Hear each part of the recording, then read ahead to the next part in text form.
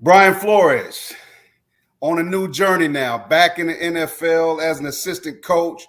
The question is, will he ever be a head football coach in the NFL again? Welcome back, sports fans. Coach Kevin Bull Jones here with Coach One Sports. I got some friends of mine. We're going to talk about it. Some guys that played the game and guys that have been in the coaching arena. We're bringing back once again Aaron Parks from Enough Said Sports. Been a minute, Aaron. Great to see you. Yes, sir. Yes, sir. Glad to be back, man. Shout out your spot. Where you at on your channel? Yeah, hey, man. We don't do fandom. We do business. We don't make friends. We make money. If you like that, come join us over at Enough Said Sports. Go in the search box at YouTube. Type in Enough Said Sports. Check us out. We doing big things there. We making money. So ride with us. All right. And to his far left would be my wonderful friend, childhood friend, and coaching comrade, mentor, all that in one.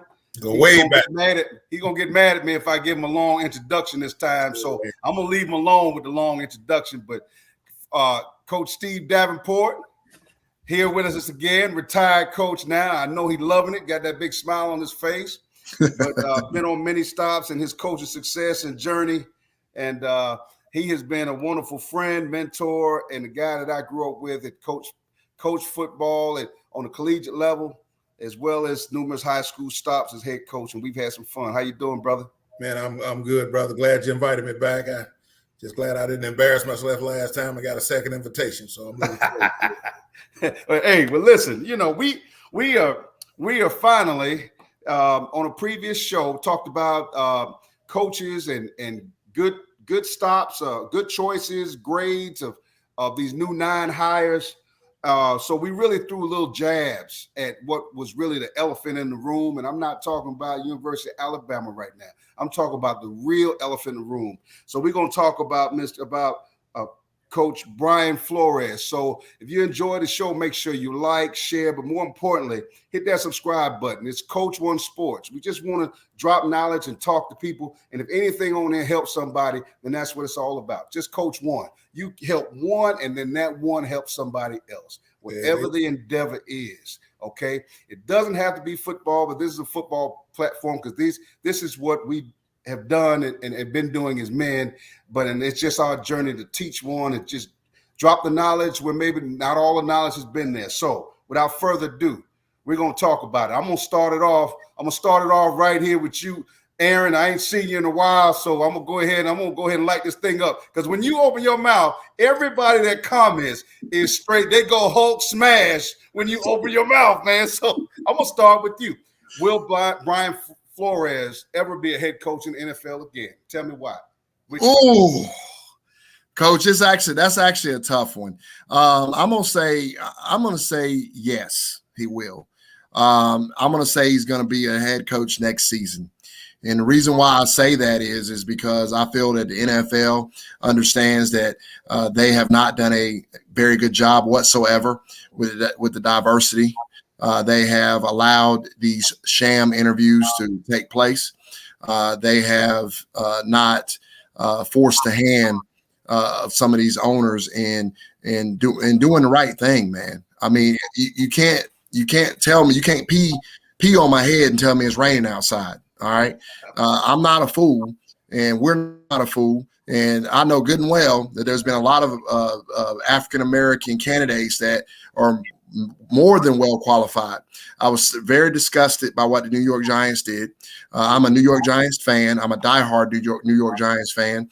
And I just can't understand why it is that somebody like Brian Daboll is more qualified than a guy that's proven that he's been able to take an organization and turn it around and do all those things. And now you got an offensive coordinator whose offense finished in the top 10 1 year out of all the years he's been an offensive coordinator. Wow. 1 year. So now all of a sudden he finishes in the top 5 because he has Josh Allen on his roster. But Brian Flores gets stuck with Tua, and no shade on Tua. No. But Tua, we know the truth about Tua. He's all right, but he's not that great. And so, you stick him with that, and then you end up letting him go or whatever. So, but I am going to say yes, they will hire him again because I think it's going to help their lawsuit if they do. And I think it's gonna definitely maybe get Brian Flores to ease back a little bit off of the lawsuit. So yeah, he will be a head coach again. Wow. Oh, that's very interesting. I knew you was gonna come with that big hammer. So, Coach Davenport, Steve, it's your turn. Let me hear what your thoughts are. Well, I hope Aaron's right with his prediction, but I'm gonna play counterpoint. I don't think so. I think the blackballing in the NFL is real. I think he's going to do a hell of a job with Tomlin on his defense. And Tomlin's put together a great staff. Pittsburgh's defense ought to be unbelievable. They got players, but they got coaches as well. I just don't think they're gonna give the brother another shot. Like I said, Aaron, I hope so because he deserves it. You can go down a list of these guys that got jobs this offseason, and resume-wise, man, nobody stacks up to Brian Flores with the job he did in Miami with Tua. But the reality is I just don't see it. And if you tell me, yeah, who's going to hire him? He may take over with Tomlin in 5 years, but I just don't see another progressive NFL team that'll be willing to take a chance on him, especially when all these things start to pan out, man. It's going to be some ugly that comes out of this lawsuit. So I think that it's similar to what happened with Kaepernick. I just don't think the brother's going to get another chance, which is unfortunate, man, because he deserves it. Kaepernick deserved it. When they let Kaepernick go, there were half the quarterbacks in the league. Another 90% of the backups were his equal.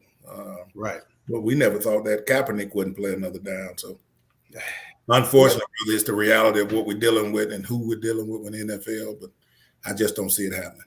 Well, maybe there's some difference because it's a class action suit.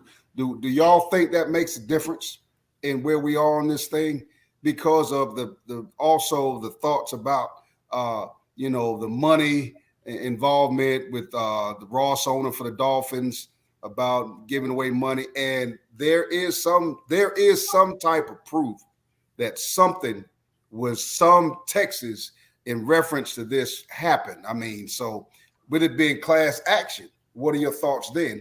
Are we still in Kaepernick mode? I want to hear from both of y'all because Kaepernick wasn't class action. Yeah. Go ahead. Yeah, Aaron, I'm sorry. Go ahead.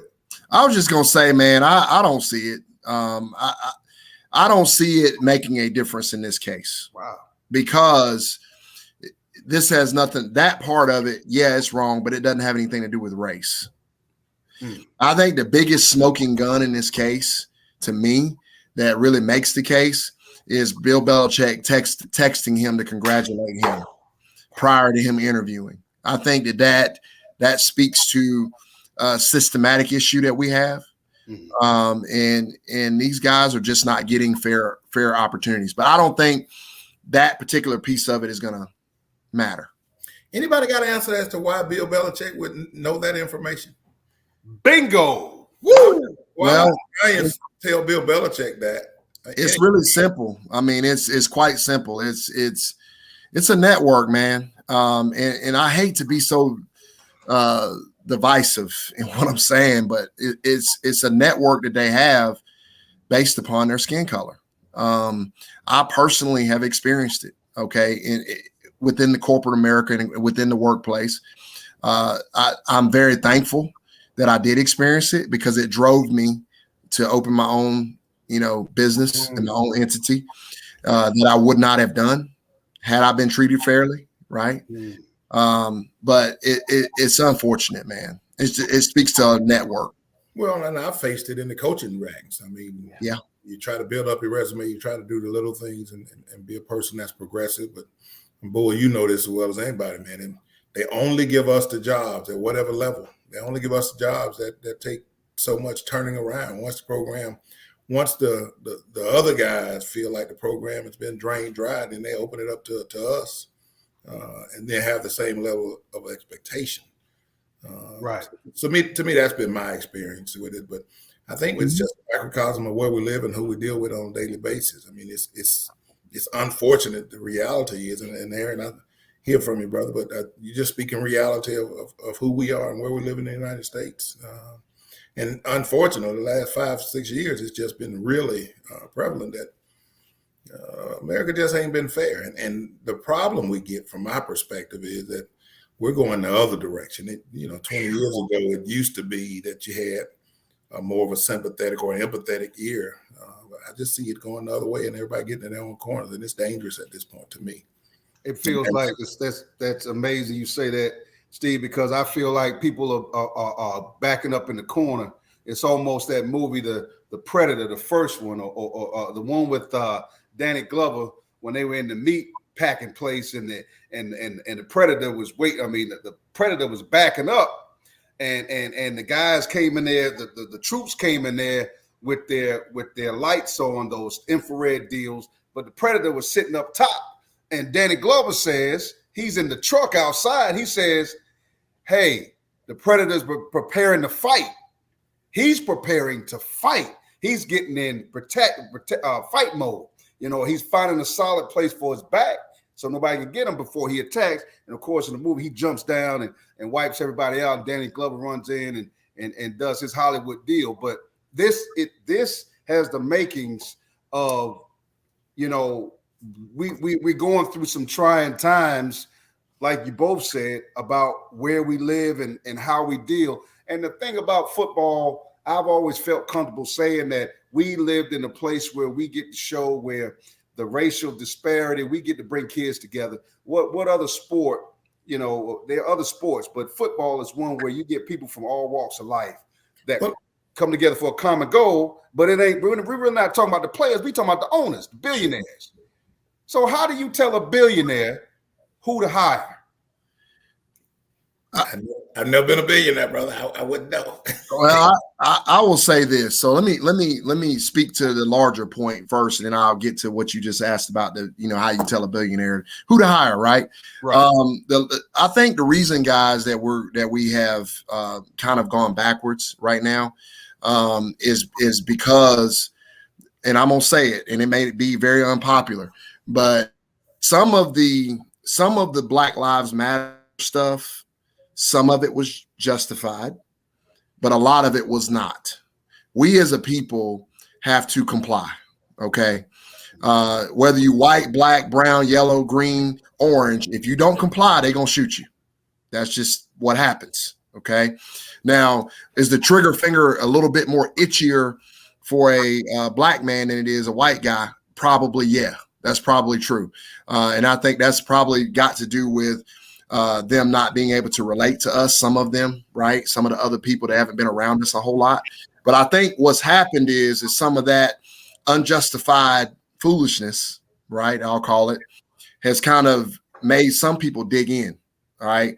Those owners, those billionaire owners that in the past that maybe had a little bit more empathy. When they see a Jacob Blake who has active warrants and he gets out of the vehicle and the cops are tasing him and he's not listening. And as a matter of fact, the girl called the police on him, right, because he was there when he wasn't supposed to be there, right, in the first place. And so our own people call the police and then they don't comply and get shot. And now, we want to protest about it. So that's just my personal opinion. I think that's what's caused people to kind of get back into a corner. And it's giving them justification. And I'll give you a really good example really quick. NASCAR, Bubba Wallace, right? Black driver. They already didn't like Bubba to begin with. Okay. Because he's winning, right? Because he's black. They ain't want him there to start with. But he's black and winning? And he's winning. Okay. That winning make everybody mad. So they don't like him. But the minute he said something about getting rid of the Confederate flag, that was their excuse. They already didn't like him. They tolerated him, right? Because he hadn't done anything. But the minute he say get rid of the Confederate flag, now that was their justification to act a fool, right? Oh, we're not booing him because he's black. We booing him because he's bringing politics to NASCAR. No, okay. Just like these owners, they're not hiring these black men because they're already not liking them. This right here just get the Black Lives Matter movement gave them justification to act this way. Well, and I'm gonna kind of back up off that a little bit, Aaron, because to me, we've got to figure out what matters to us. I mean, I heard you say Black Lives Matter, but we got to figure out what matters, and we've got to be willing to say, "Hey, man." Metaphorically, I'm not going to get on the bus. our generation, two generations ago, decided that, hey, man, we just ain't going to put up with this no more. We recognize unfairness, and we're not going to put up with it anymore. We're not going to ride the bus. If I got to ride the back of the bus, I'll walk. From an NFL perspective, the players are 70%, and we talked about class action. The thing to me that will determine whether or not this thing is ground shaking is who else joins. I saw him on HBO last night, and they said that they asked him to sign a non-disclosure agreement. Well, how many of those are prevalent? How many of the brothers that can't say anything at this point? Right.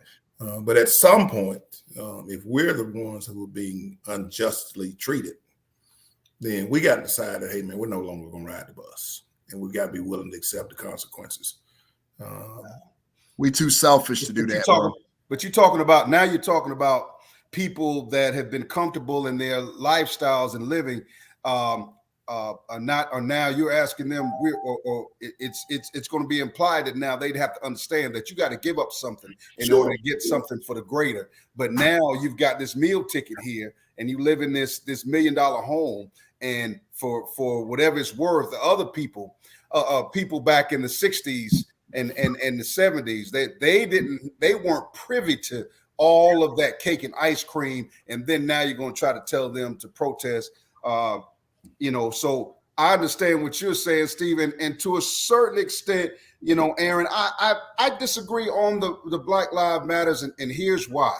Okay. This is just why for me. I don't put those two together. First of all, I don't know any billionaire owners, and I think the onus is the cronyism and the nepotism in the NFL is so rampant that it allows a room of people to sit or stand with a billionaire. He's in a comfort zone, and he wants to be around. He's coming around the people he's used to. Now, why do I put it like that? Was because for me, working at the most culturally diverse high school I've ever worked in my life, and I tell you, I love it. I love it because I deal with kids. I deal with kids that come from a different walk of life. Mm-hmm. And a lot of those kids are not around Black men unless they see them on TV as professional athletes and or entertainers. And that's God's honest truth. But the communication and to interrelate and watch them grow as students into saying, okay, yeah, I didn't know, but now I know because I've been taught something different. Mm-hmm. And I've been shown something different.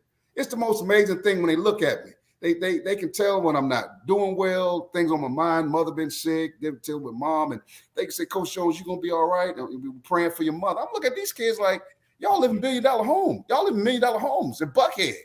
Y'all worried about me? But see, so that lets me know there's some good somewhere.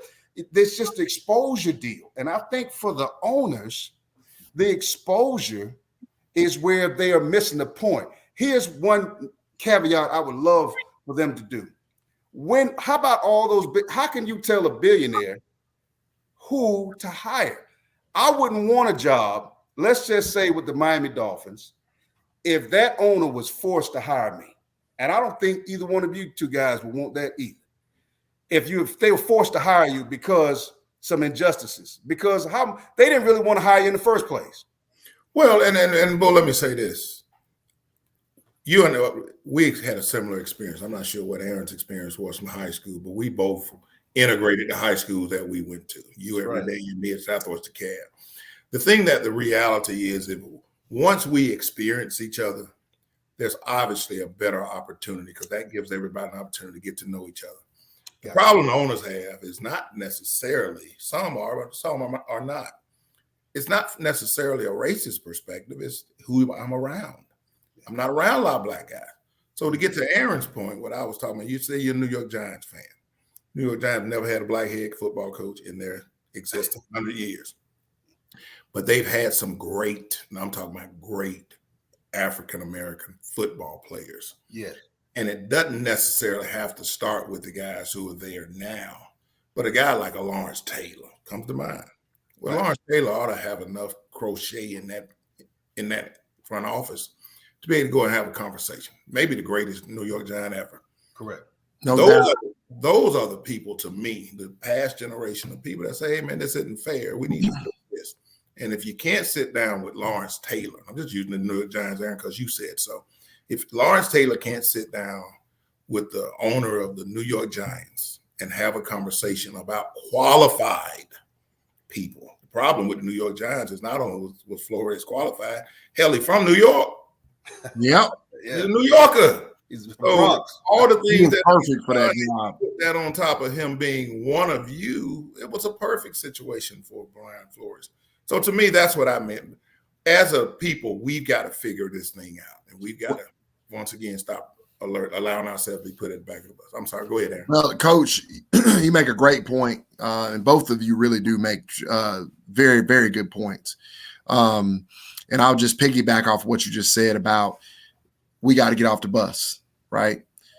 The problem is that all it would take is all NFL. If the NFL players, if Patrick Mahomes, Lamar Jackson, Saquon Barkley, whoever you want to name, Deshaun Watson, if he wasn't in trouble, if these guys took a stand and said, you know what, we're not playing until this gets fixed. They should have. They come out and bless Patrick Mahomes' heart, right? He talks all this stuff about Eric Bieniemy and all of this stuff and about how all of this. You know what? All he had to say is, you know what? Andy Reid, front office of the Chiefs, or whatever, y'all gonna get this man a job, or I ain't playing. And I bet you that dude would have got hired somewhere. It's absolutely ridiculous that this man ain't had no job.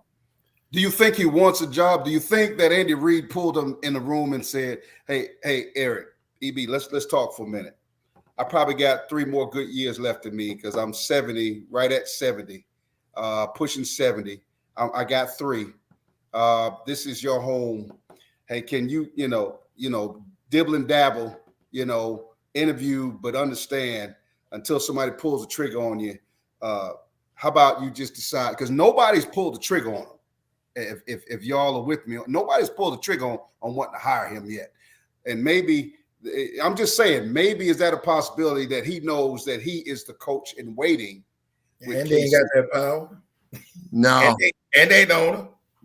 No, I don't think so. It's the owner that's going to make a decision, not Andy. I don't think so, but I do think if somebody, to your point again, if you get off the bus, I promise you, if Patrick Mahomes would have walked up into that front office and said, look here, y'all going to get my man hired. This is ridiculous. This man has been the top, offensive coordinator for the top offense in the past 5 years consecutive. It's time for the foolishness to stop. I bet you Clark Hunt gets on the phone and calls somebody and says, you're going to hire Eric Bieniemy, and I bet it happens. Well, and I think we point at Eric a lot, and I agree he's done a hell of a job. He has. In the 4 championship games. But it's not just him. I mean, my man, Tampa Bay had 2 black coordinators that won the Super Bowl last year. Aaron Leftwich can't get a job? A former NFL player. He can't even get a job in Jacksonville. Now, you talked about Buffalo's offense struggling, but Buffalo's defense has been really good under Leslie Frazier for a long time. So we've got guys. I mean, we talk about Eric, but there are a whole bunch of guys. What about Marvin Lewis? What about Herm Edwards? If they would have been white. Herm's struggling a little bit right now, but I agree with you. But I'm just saying, though, if you look at his NFL resume. Sure. Right. He's as good or better than more than half the coaches. Well, what's my man's name that essentially turned around Detroit? I mean, that don't get done. Oh, you talking about Jim Caldwell? Jim Caldwell. He comes in. Well, I thought Jim Caldwell had the Texans job, and then Lovie Smith jumps up and got the job. Man. Which made Brian Flores mad. The person that had the job, I don't know if you're aware of this now, was a high school coach, former NFL quarterback. They was gonna hire that he kid. had the job. And before, if Brian Flores hadn't sued the NFL, they would have hired him too. So let me ask you this, because I know we all agree that injustice is real and something has to get the owner's attention. How about this? At what point? Because see, when I look at these owners, here's two things I want to see happen. When will who's going to step up and address this like the Rooney family did? At what point do all those billionaires to sit in a room with the Rooney owner, the Rooney family, and say, why did you come up with the idea to hire Mike Tomlin? That job was supposed to go to either Ken Wisenhunt or Russ Grimm. And Mike Tomlin's resume of body of work was not better than Ken Wisenhunt, I know. Okay. And Steve, you're familiar with Wisenhunt, Georgia Tech days. You know, I've known Ken for a long time. Yeah, your playing days with Georgia Tech. Yeah, I agree. You're familiar with it. But Russ Grimm, you know, those two guys had resumes that were better than Mike Tomlin. At one point, do the owners all corral up and say, hey, can we sit in a room and find out what made Mr. Rooney do that? Well, go back to the bus, and I apologize to keep using that refrain, guys. But what made the Alabama Bus Company, whatever the name of it was, what made them finally decide that, hey, man, we got to do this? Anybody? It's the same thing that moves billionaires. Money. So you got to figure out a way. I mean, how many people are supporting these football programs with their dollars? Black people that are, okay, we ain't got no black coat, but I'm still going to the games. Right. They just quit going to the games. It's okay. You got to, and we talked about, you know, it's a collective good. There has to be some voices in the ears, but it's a collective. It ain't just on Lawrence Taylor with the New York Giants. It ain't just on Pat Mahomes and the guys who are starting. It's all of us. All of us. We collectively got to say, hey, man, we're no longer going to put up with this. We know the problem. Well, the problem exists. To answer your question, Coach, directly on that, I think that only the difference between the Rooneys and everybody else is that they actually opened their heart and actually had a real conversation. And they realized, they connected with the Mike Tomlin and realized the type of leader, the type of person uniter that Tomlin is. So it goes beyond X's and O's, but they just simply open their hearts. When they're interviewing these black candidates, they're not opening their hearts. That's why none of them are getting jobs. I'm not saying they should all every time get the job. I'm just saying you can't tell me that some of these times that it shouldn't go that way. You can't flip a coin 100 times and have it be heads every time. Yeah, but okay, so would it be safe to say that Tony Dungy played a big part, being a former Steeler and being able to recommend to the Rooney family a very good candidate for the job? And that was Mike for him too now. Say it again. Mike had coached for Tony. Gotcha. Yeah, okay. So they knew each other well. So I'm sure that had some leeway. But because if you've ever listened to or sat down and talked to Mike Tomlin, if that's the guy that showed up at the interview, then you understand why he got the job. I mean, he's a tremendous communicator. He's a tremendous leader of men. And if like you said, Aaron, if the Rooney family or whoever was making that decision had an open mind about, I want to hear this, brother, then you can tell, you know why he got the job. Okay? Yep. He sold himself. But as you were saying, Aaron, a lot of times, like with the New York Giants, the job's gone before you get there. So we ain't trying to hear what you got to say. So that's what you're asking for. You're asking for equal opportunity.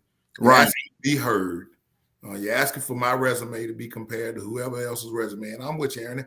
It ain't that you ought to get the job all the time. There have been some jobs I've interviewed for that at the end of the day, they hired a better candidate than I was presenting myself that particular time. Right. But if my resume speaks for itself, and I ain't never going to embarrass myself in terms of sitting down and having a conversation, then come on. I'll put it out there publicly, brother. When I first got back here from Savannah State, I interviewed for a job at Heritage. You interviewed that one too. Heritage High School. And they hired my man, I forget his name, but he was at Berkmar.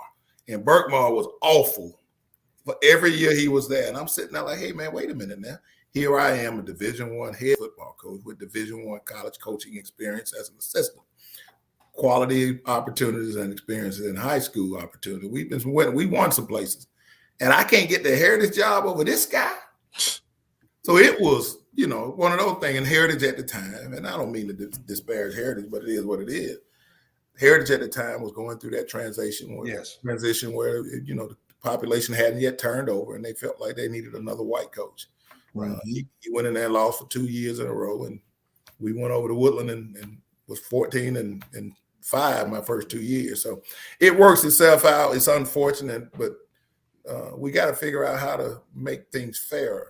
And as I said earlier, the thing that's troubling to me is I just see the pendulum going the wrong direction in terms of fairness and in terms of people willing to even let you have that fair opportunity.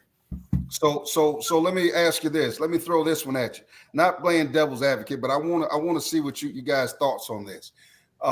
Coach Prime, Deion Sanders, made a statement that what the NFL should do is he used the number 3. I think it was the number 3. He said that the NFL should bring in 3 more expansion teams and allow those to be minority-owned teams.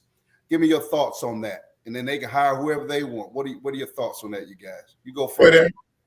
I think that's I think that would be a great thing. I think the NFL is the best league in the world, and I think it will be tremendous. I think it will be a great thing to do.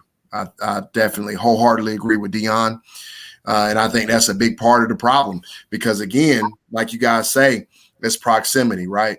So maybe if you get some minority ownership and these owners have to sit in these meetings with these minority guys and they start to get to integrate and get to know, because I heard a great thing on YouTube a few weeks back, and it was talking about segregation.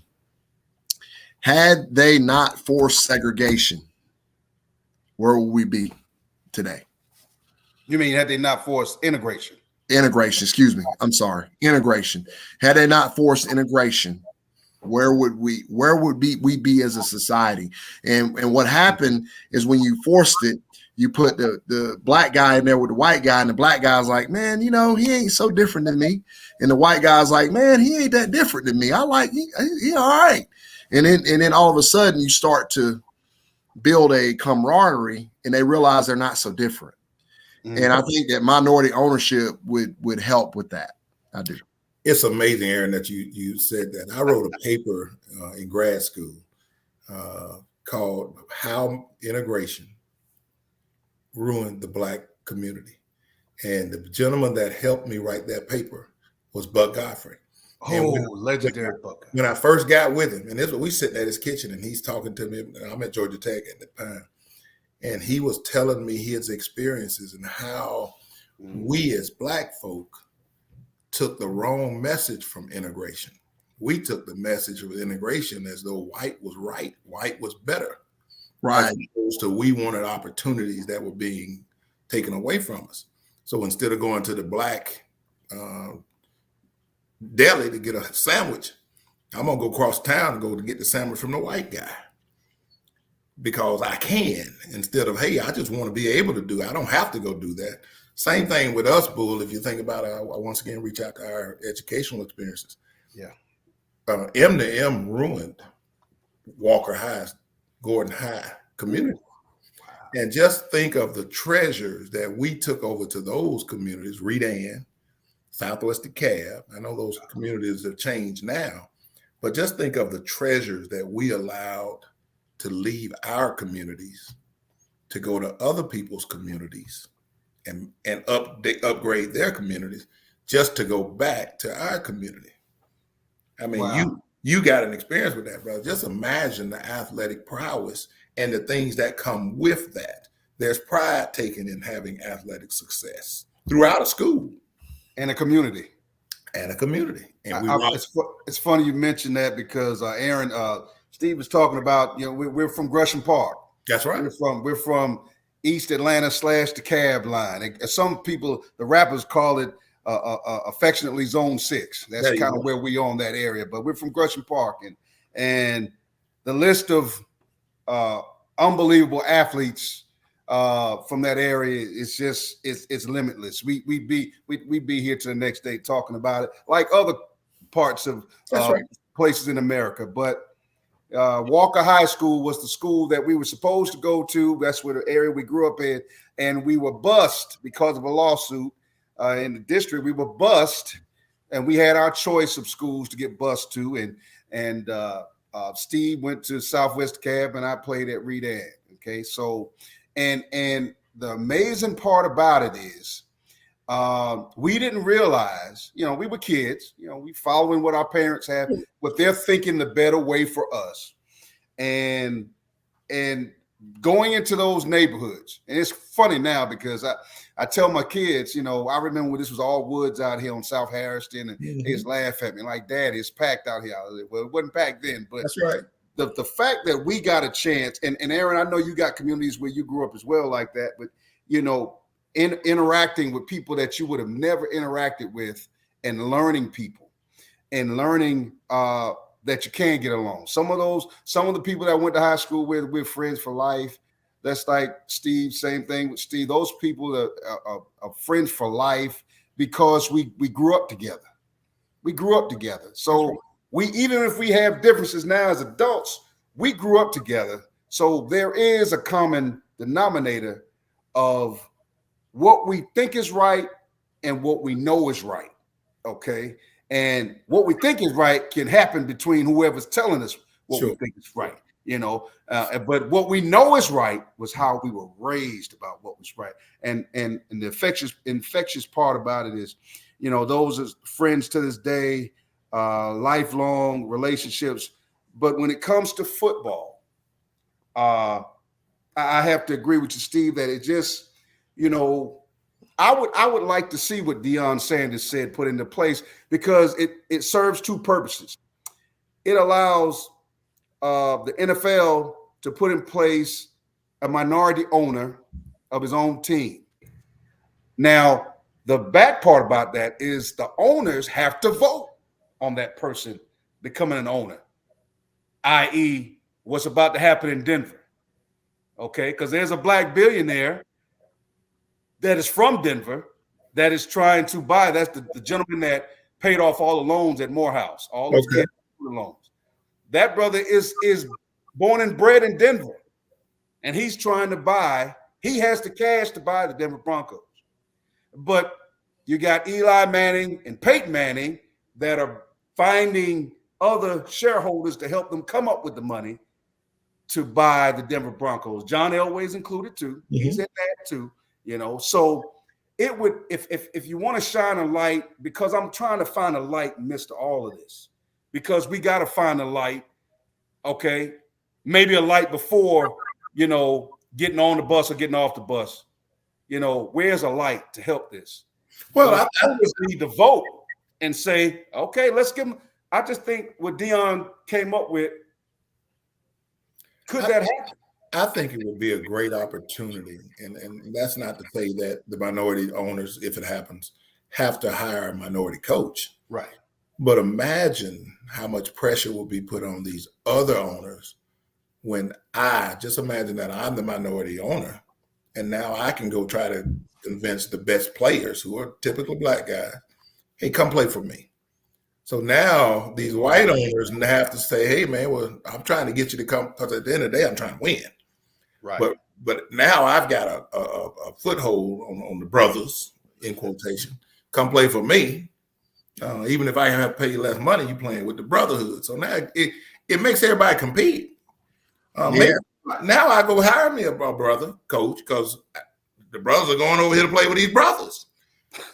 So I like the notion, if it's to be supported by everybody involved, then I think that'd be a good thing. But somehow we got to get a foothold in the door. And show that we can run this thing properly as well, to be able to compete. What are your thoughts, Aaron?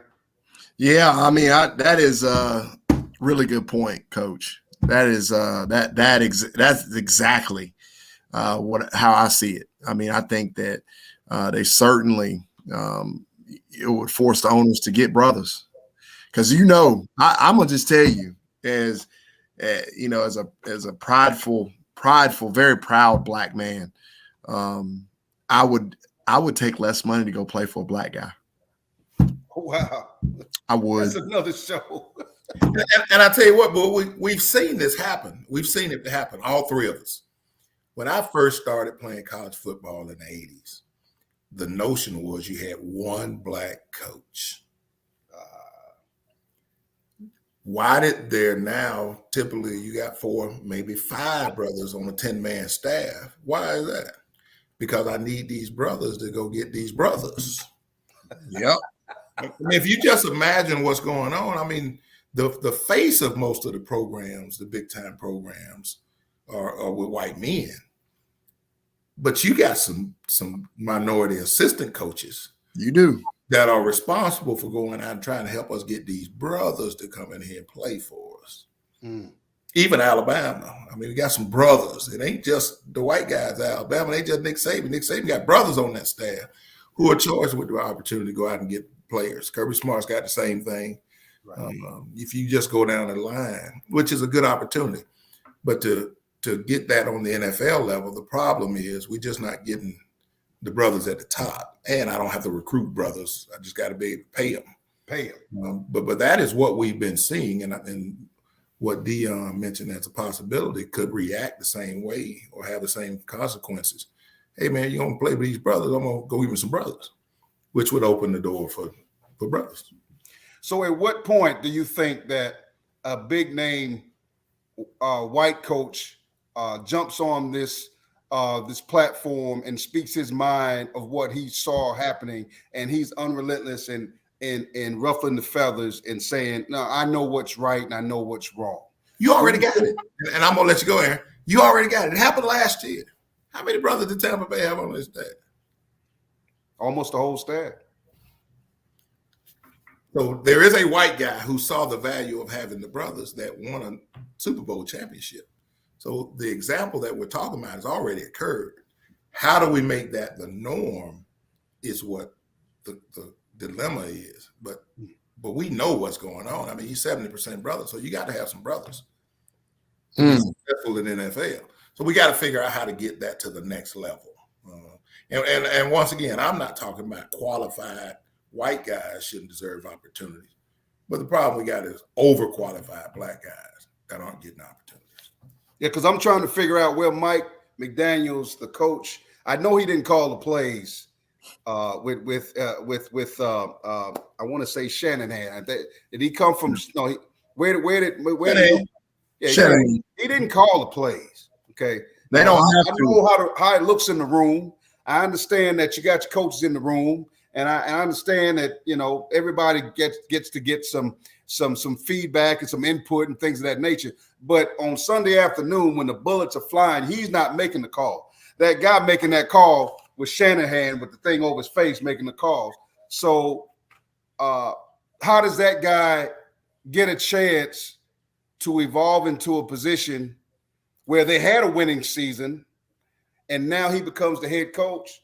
There's no previous head coaching experience anywhere. Okay? There's none of that. How do grown men listen to him? Or is it money driven after? Because think about it. The Dolphins started off really bad.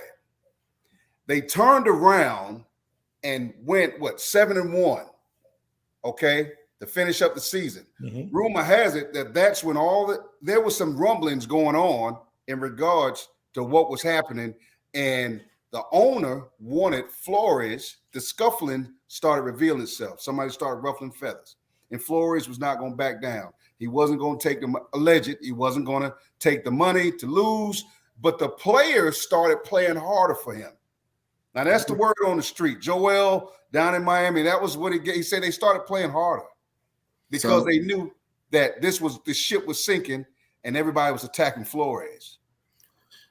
Well, I was going to say really quick, and unfortunately, I got to run. I got a previous engagement, but after I make this point, but yeah, I just, gosh, man, there's so much there. What you just said about Flores and all of that, man. My goodness, it just makes you. They don't have to call plays to get jobs, correct? But we do, and even when we do, it still might not be enough. So I gotta run, but hey, great. Aaron, it was a pleasure, brother. Take care. Hope we'll do it again. Okay. Yeah, absolutely. Hey, Aaron. Yeah. Aaron, I know they're coming after me on here, boy. Thanks to you. All right. Talk to you soon. Every time Aaron come on, boy, it's a firestorm, boy. So where we sit with this now, Steve, because it's, I think that we're at a point now where I agree with you. Something has to give. But I feel like there's some, I want to see people of color and people that are not of color jump on this bus. That's really what I'm really trying to say. Will they jump on this bus? Now, I don't feel that Black Matters all Black Lives Matters had anything to do with this. I don't think. I think this was already. We already had this problem. We've been having this problem. The Rooney Rule was what, 20-something years old? Right. 20 years in the making. Right. And the problem existed before the Rooney Rule, or ergo, you didn't need the Rooney Rule. So this is the problem that has existed for quite some time. That's the only part with where I didn't agree with, because does it cause attention to it? Maybe. But you and I both know this has been going on for a while. So when do the people that know this is not right turn around and say, I'm about to get on board with you? The one profound thing, I never forget this. I mentioned this on a previous show. I mentioned how John Thompson, remember the whole SAT deal?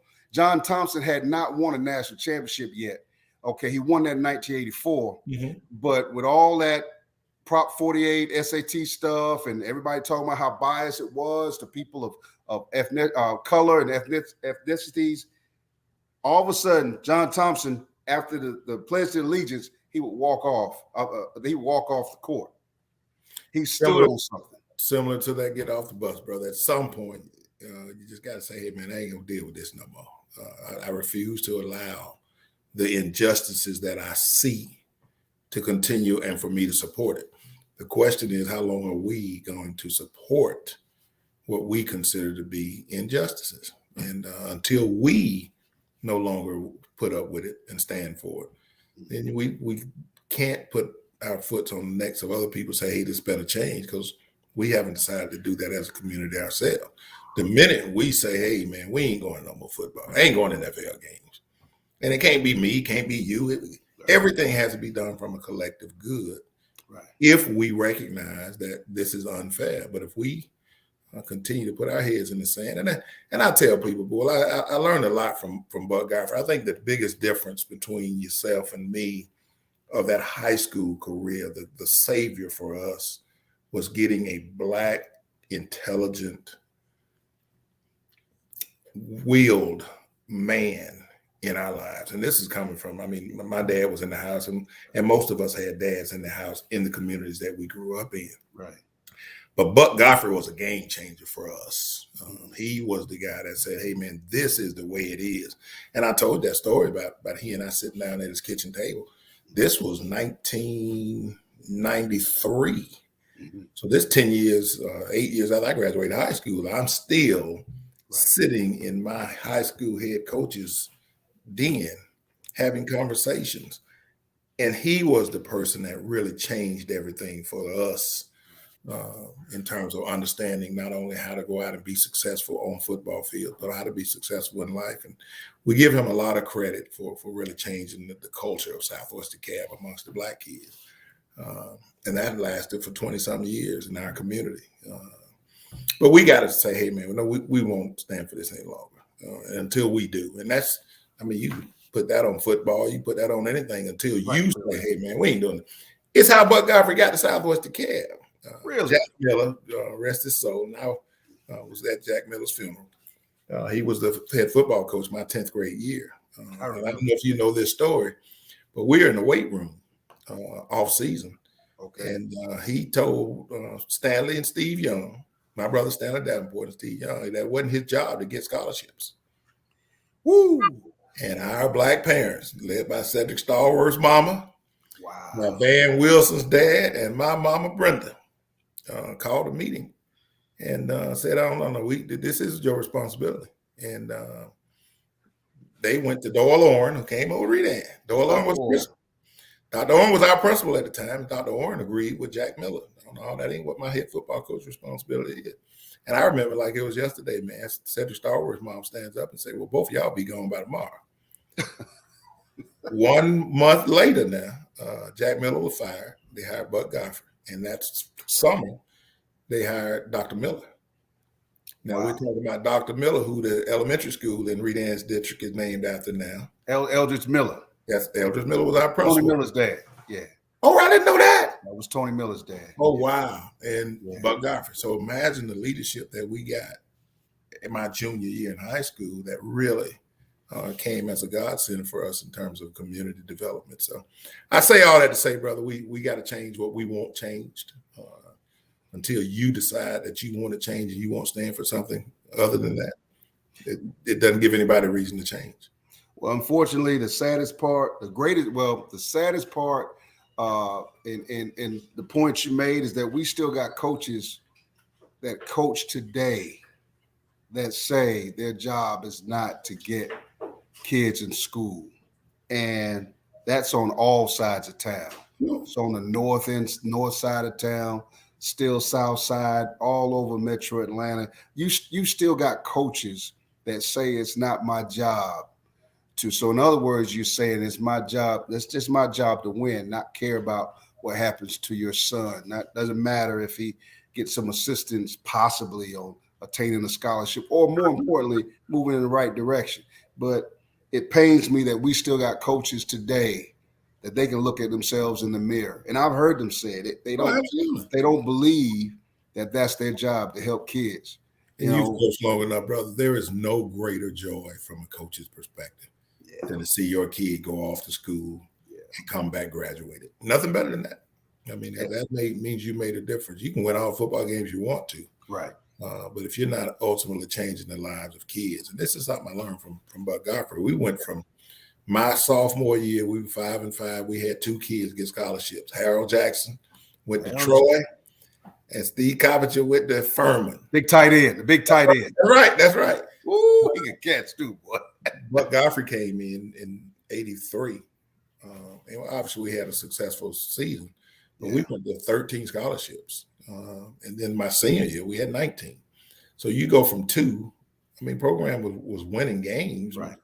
But you go to 2 scholarships, so there's not a level of expectation. I think in the last count, Buck Godfrey had 197 kids that had graduated from college on scholarship. So, that's the ultimate goal. And that was really in my coaching career was the greatest satisfaction for me when they come back. Right. And that means you made a difference in their lives. So that's what we got. I think you're right. And further down the road, I want to make sure that we bring back some kids that have moved on. That's the big deal with me with Coach One Sports. Be able to bring those kids back now. They're men now. Got degrees, got wives, got families, got their own businesses. I love watching.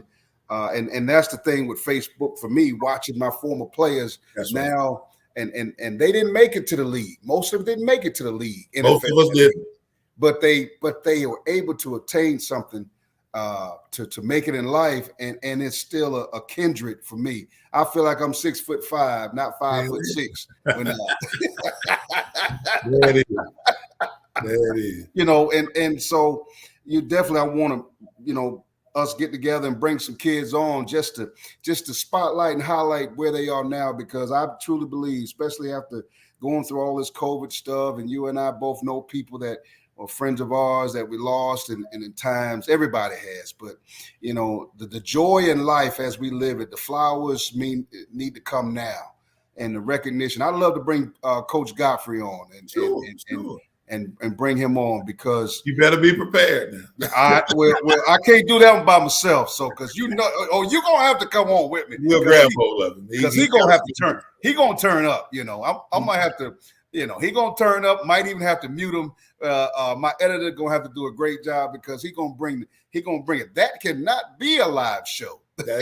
He'll be all right. He do good. I tell you one other person, man, and I call him my little brother. Yeah.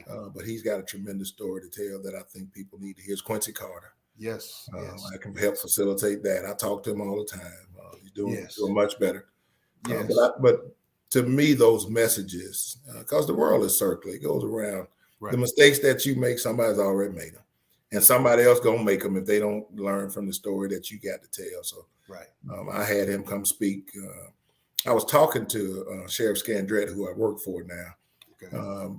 He brought a guy. His son was at Woodland when I was there, and he was working in the DeKalb County Jail. And he brought a brother over. I'm gonna open my phone up because I always forget the guy's name, but he brought the guy over that had got arrested for having oral sex with the young lady. Well, he brought the guy over to talk to our team at Woodland because he was in the DeKalb County Jail. Right.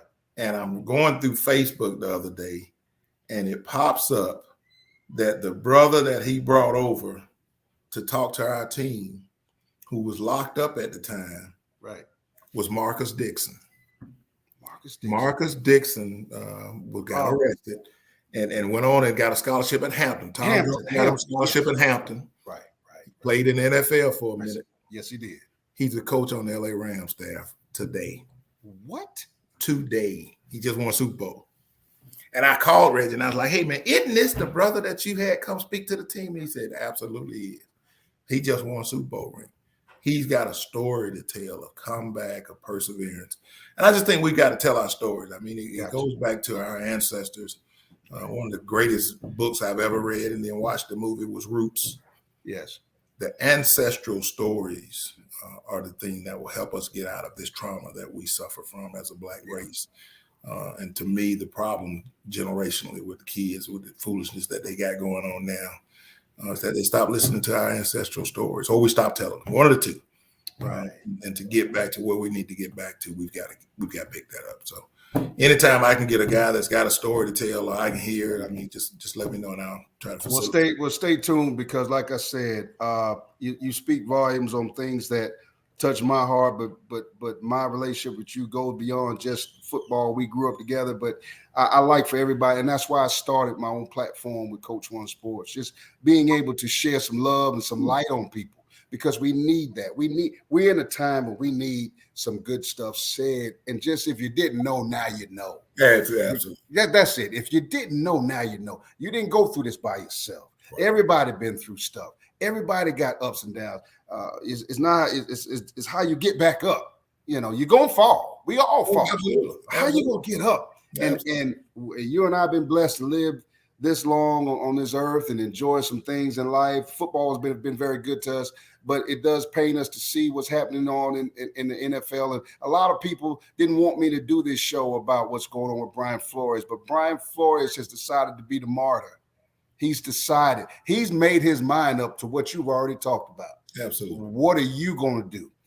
And when it's all said and done, the great side of me, the heartfelt side of me would love to see the owners get in that room with Mr. Rooney, them 31 other owners, and say, how did you come up with Mike Tomlin? What made you? It just impressed me that you're intrigued enough to want to know, because at least then you're showing, instead of just giving an interview to a Black man that knows he's not going to get the job. See, when it's all said and done, I don't think that Bill Belichick slipped on that text he sent, but that's a whole nother show. We'll get into later. I don't believe he slipped on it, because I believe he knew that was about to go down, and he gave Flores headwind and tried to play it off, because it's the powers that be. For him to file suit, you got to have something that somebody know this stuff is going on too long. Right. And they can't come out and say it, but they find another way to effectively communicate it. So at the end of the day, and we'll come to that show later, because there's more going to come out on this. Oh, absolutely. Oh, it's going to all come out. Oh yeah, but I want us to be able to know that we had a chance to have dialogue on what has happened and what we think about it. But more importantly, somebody getting to watch this get a chance to learn something. Whether it's from me, you, from Aaron, they get a chance to say, "Man, I never thought about that." When I brought Coach Gartrell on show, the biggest thing he almost knocked me out my chair when he said, "Bull, my whole goal was to be like Buck Godfrey at Southwest DeKalb. I wanted my kids to look like him. I want our team to look like him. I wanted to do everything Southwest DeKalb did. I told the principal we need a band director to go make our band like Southwest DeKalb. We want to do everything like Buck Godfrey." That was his idol. And he said, "You know what, Buck? I don't think I ever told Buck Godfrey that he was my idol." Hey, man, when I tell you, I almost had tears in my eyes because he caught me off guard. I didn't see that coming. Sure.